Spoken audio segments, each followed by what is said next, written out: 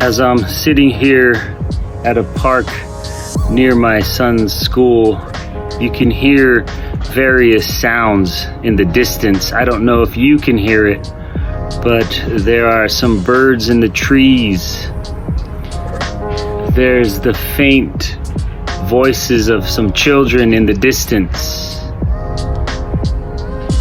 Just a moment ago, there was an ambulance that drove by.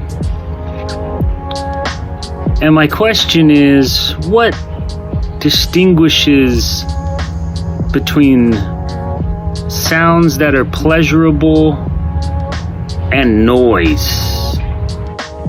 This week we'll be looking at Paul's letter to the Corinthians, a very familiar passage where Paul distinguishes the difference between noise and pleasurable sounds when he talks about love.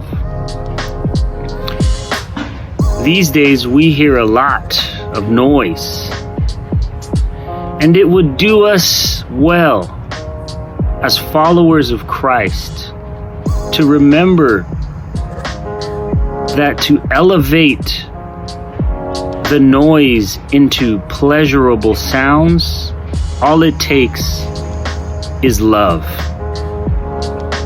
God bless.